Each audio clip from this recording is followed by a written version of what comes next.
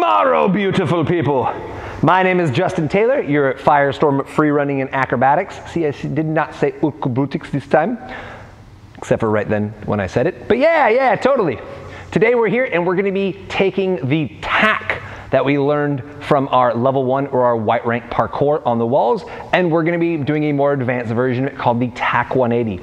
The tack 180 is basically using our tack, which if you remember is a way to, instead of our wall pop where we pop vertically up an object to try to climb on top, a tack is where we can use it as a little stepping stone to pop ourselves up and over to another object while moving alongside that wall as opposed to going straight up that wall. We're going to take that tack and we're going to learn how to redirect that energy to jump ourselves onto another object or just to give ourselves a big pop onto something.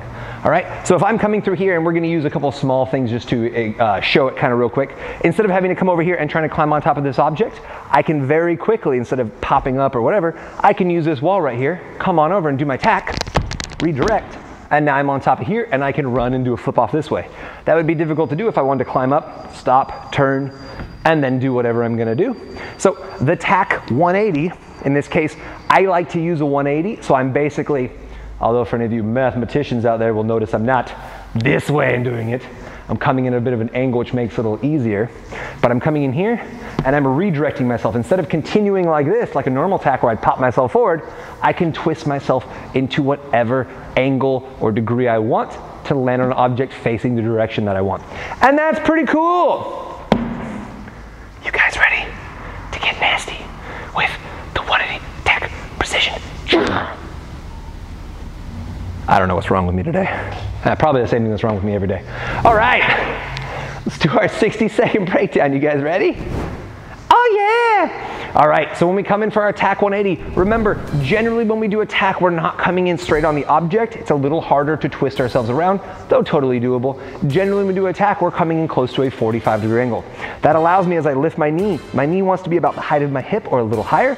This shin wants to be mostly vertical. I don't want to be twisted like this. I won't generate any power. Knee is up. Toes and pad of foot are on the wall at a slight angle. As I step onto here, I'm going to be swinging my arms and my opposite knee as I drive off this wall. This knee right here, this thigh, is my steering wheel and directs where I want to go. If I point it here, I'll go that direction. If I swing it up and over this way, I'm going to be going this direction. So if I do my tack 180 precision, I'm coming in and I'm driving that knee to this direction, keeping my chest up so I can land. In this case, I need to think about how much power I'm going to generate for whatever distance I want to go. Once I land, my chest is up. I try to keep my feet together, absorbing down.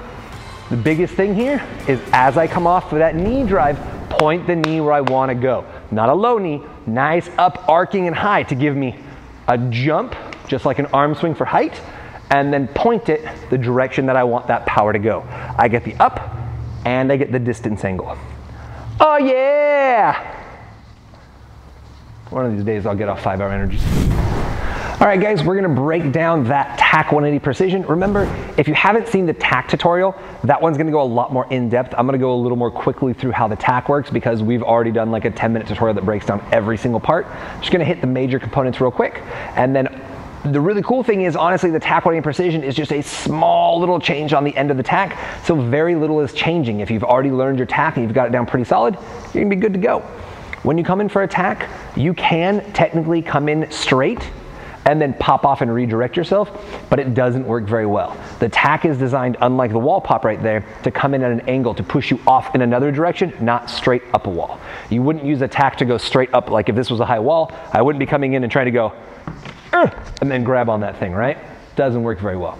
The best angle to come into generally is a 45-degree angle. It gives you the most amount of grip on the wall and the most amount of good body position to create power and the best angle to redirect yourself. It's very easy to continue out that way or to turn myself around almost completely and go back out at 180 degrees perpendicular to whatever the wall is that I'm on.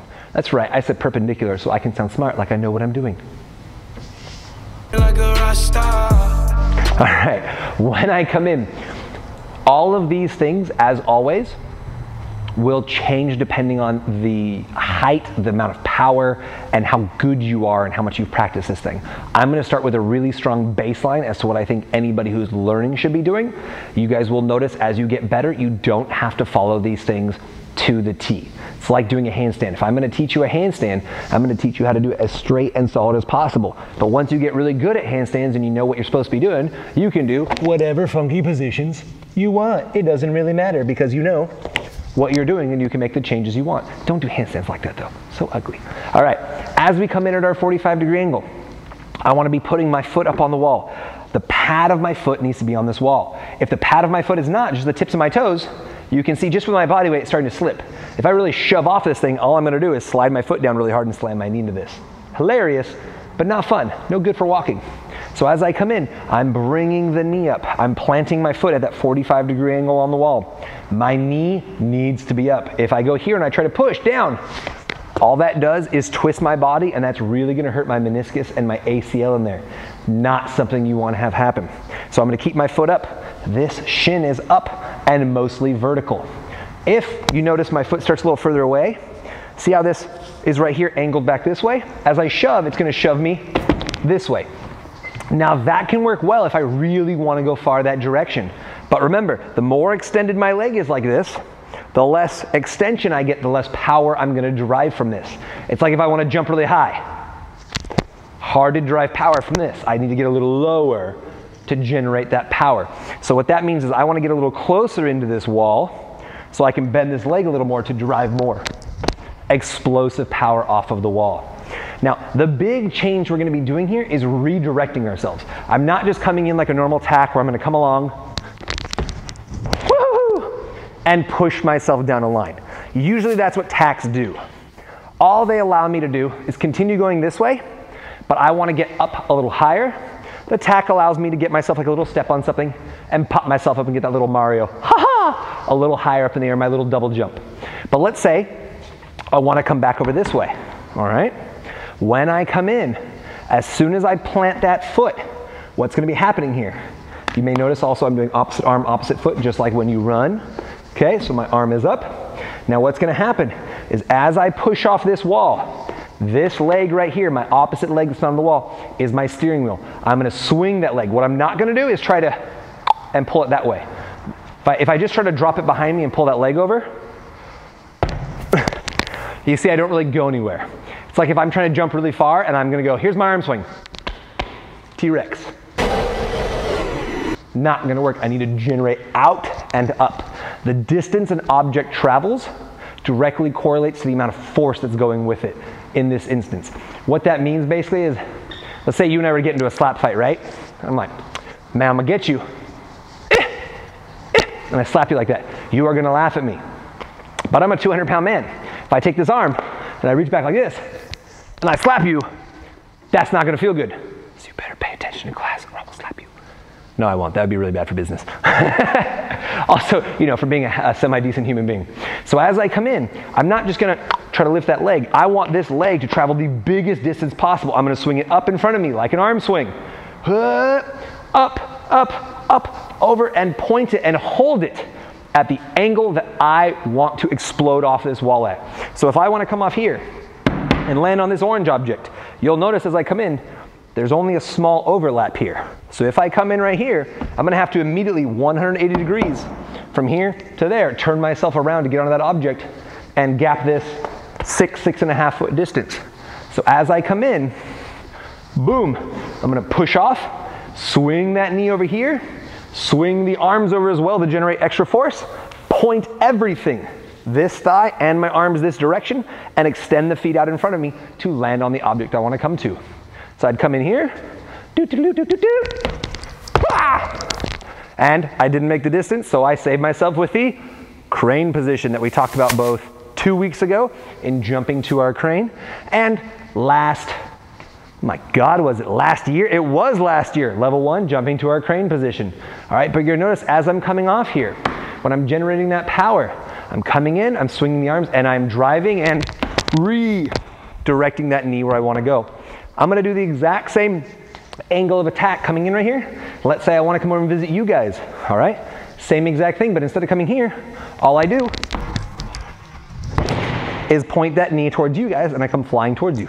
Hopefully we can do something cool where it's like slow-mo and you can see, look at the knee, it's coming right at me, and he missed. Okay, that's good. I don't want to hit you guys. But maybe just Nathan. Just Nathan. So as you guys can see, just like our tack from before, it's the exact same thing with a minor change to get some distance and some power. The last thing I want to add on there is, remember, as I go, I can bring the knee up to horizontal and swing it over. That will get me distance outward and the angle that I want. But if I want to be able to pop up like a double jump and get some height, I need to swing the knee up so the knee is going above my hip. Just like an arm swing. If I want to get some distance, I may swing my arms to there, but if I want to go up as well as out, I need to get my arms above horizontal. Swing the knee above horizontal as you go. Really good drill to warm this up if you've never done it before, to get used to it, called inside-outside knee swings. All right, you see these in martial arts and different things. It's a good warm-up. You just bring the knee up all the way to the outside, drop it behind you, just for flexibility's sake, because we like to do things both ways. Lift it outside behind you, bring it over and drop it down. But this guy right here, whoop, I can practice. Let's say I want to point towards you guys. I'd stand right here and I'd practice drive the knee and try to point it down facing towards you. Yay, I know where I'm going. If I try that and I notice I'm doing it and I want to point towards you guys and I go, I'm going to need to work on practicing pointing in the direction that I want to go, because the last thing I want to do is try to jump right here and there's a 10-foot fall over there and I land over there and I fall to my death, as opposed to landing right here because I did not know how to point my knee in the proper direction. So make sure you practice that. Inside outside swings, really, really good for practicing with your tacks and redirecting where you want to go. As always, guys, be ambidextrous. I demonstrated with my right side tack on the wall, swinging my left leg. I do it both directions. You should do it both directions. If you go tack on a wall, do a 180 and stick an object and you're like, yeah, I got it. You do not have it until you do it on the other side. Go out, plant off the opposite leg on that wall. Generally, when people do that, they go, wow, that was so much harder and scarier. Good, practice that side twice as much. You've heard this speech from me several times because it's important. Yeah! Oh, see, there, that thing? Click that button. It makes me feel validated, like somebody actually loves me. And that's what keeps me from crying myself to sleep every night. Please comment about this and, you know, share with your friends so they can laugh at my sadness. I'm missing one. What is it? Oh, subscribe! Subscribe so I can feel like I'm worthwhile. That's all. All right, I love you guys. Bye-bye.